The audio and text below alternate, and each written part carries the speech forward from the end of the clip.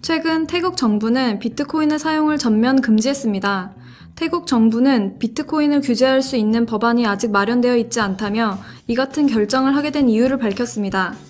이에 영국 보수당 의원 더글라스 카스웰은 태국 정부를 밀려오는 파도를 향해 멈추라고 명령한 카뉴트 왕에 비유하고 비트코인 사용 금지는 어리석은 결정이라고 비난했습니다. 도대체 비트코인이 무엇이며 어떻게 세계적인 논란의 중심에 서게 되었을까요?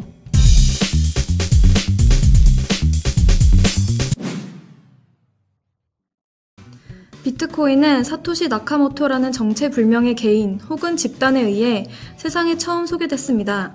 2008년 발표한 논문에서 그는 비트코인에 대해 금융기관을 거치지 않고 개인 대 개인의 P2P 방식으로 거래되는 전자화폐라고 정의했습니다.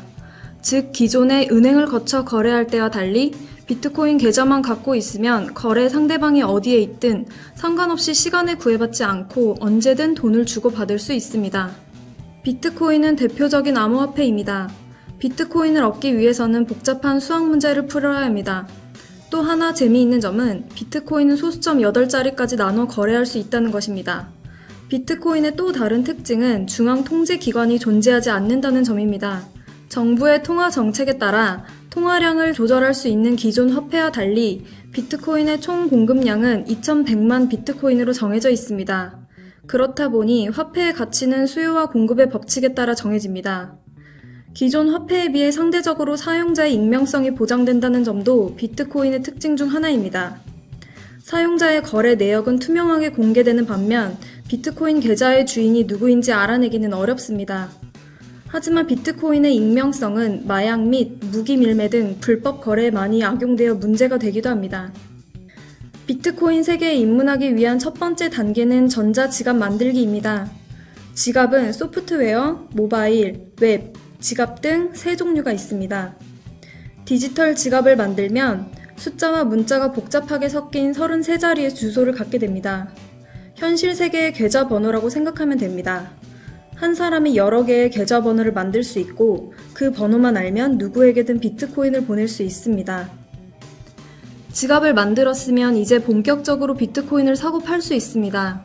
가장 손쉬운 방법은 비트코인 거래소를 이용하는 것입니다.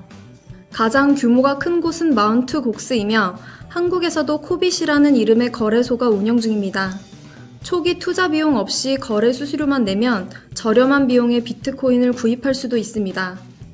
직접 비트코인을 만들어낼 수도 있습니다. 기존 화폐와 달리 주조를 담당하고 있는 중앙은행이 없는 대신 복잡한 수학 문제를 풀면 비트코인을 얻을 수 있습니다. 이 과정을 채굴 또는 마이닝이라고 부릅니다. 기본적으로 일정 수준 이상의 CPU 용량만 있으면 언제 어디서든 누구나 비트코인 채굴을 할 수 있습니다.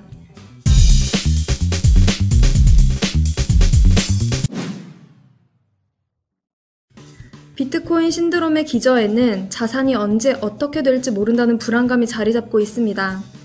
작년 초 키프로스 사태 이후 비트코인이 은행을 대신할 안전한 투자처로 떠오르며 지금의 신드롬을 이끌었습니다. 비트코인 신드롬은 당분간 계속될 것으로 보입니다. 미국 IT 전문 매체 테크크런치도 비트코인 관련 시장을 벤처 캐피탈의 시각에서 볼 때 가장 전망이 밝은 시장으로 꼽았으며 이 분야에 투자하는 벤처 캐피탈의 규모도 날로 커지고 있습니다.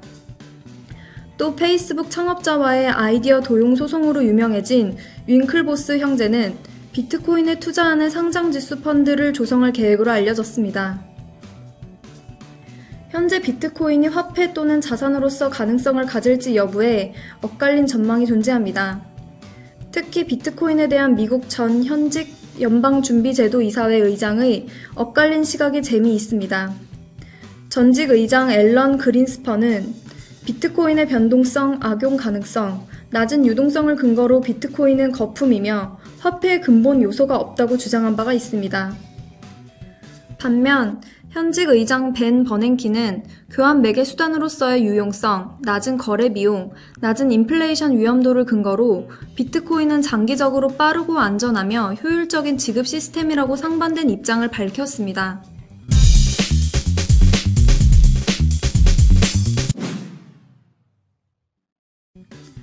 브로드밴드의 확산과 그 위에서 창출되는 인터넷 경제가 성장하는 현재 추세를 미뤄볼 때 가상경제의 구성 요소 중 하나인 가상화폐에 대한 수요는 지속적으로 늘어날 것으로 보입니다.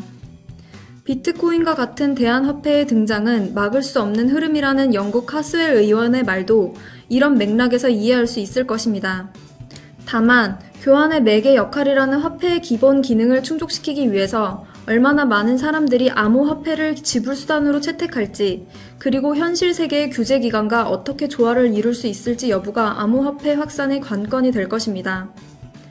최근 독일은 태국과 달리 비트코인을 사적 거래에서 이용 가능한 법정 미명 화폐로 인정하기로 결정했습니다.